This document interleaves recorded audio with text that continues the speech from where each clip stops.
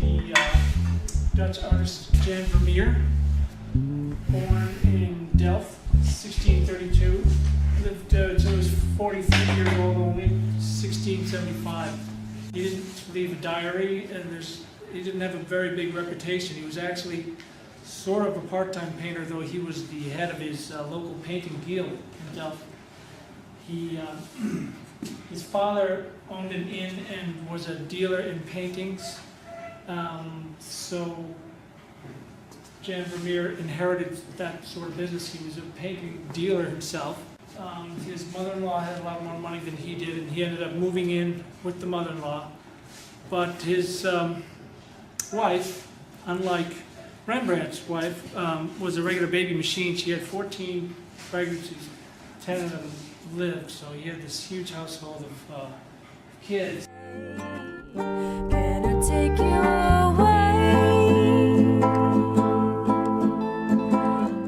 Be all that you need. And be all. He used this camera obscura, which is a predecessor of a regular photography camera, except that they didn't have any way to capture onto silver plates or chemically capture the thing, so he painted them all.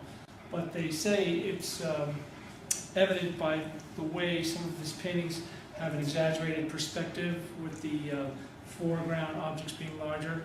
And also, what's very noticeable in Vermeer is some of the softness of the details that you'll see in a very primitive lens, where little glints of light will be glowy and soft, and you get that feeling. So, as I say, the light direction for Vermeer, usually from this left window. It's not known if he painted them all the same. And often this young woman, you may have heard that movie, The Girl with the Pearl Earring. It was another one of his paintings of a single young woman in a picture. This woman actually has bows in her hair. She doesn't have pearl earrings. She's got this unusual bow thing going on, which outfit that she's wearing, and you'll see the same jacket in several other paintings. Nice gold yellow jacket.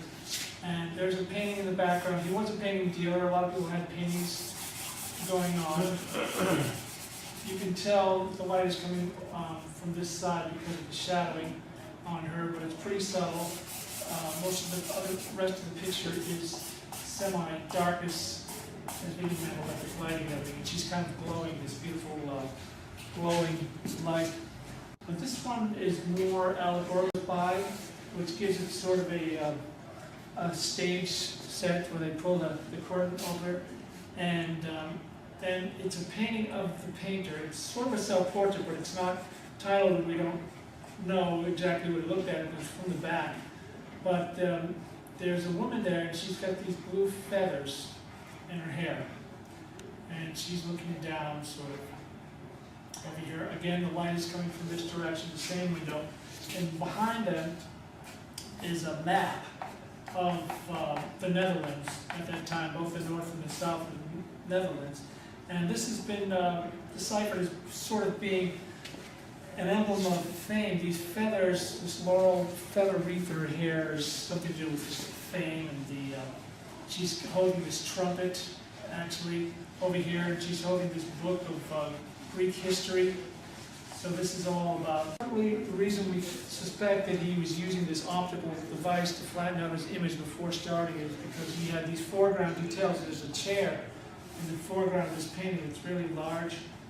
It's sort of unnaturally large.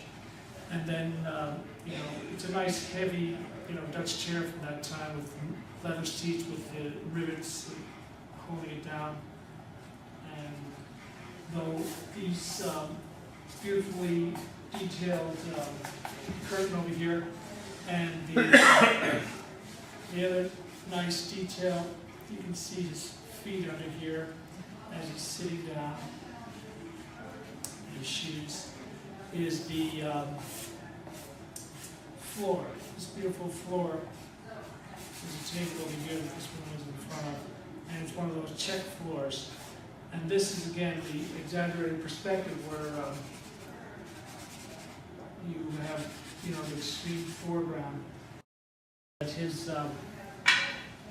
the executor of his estate after he died was this guy who was an amateur scientist who worked with early microscopes and things like that. So they would have had a common interest in lenses and things like to that effect.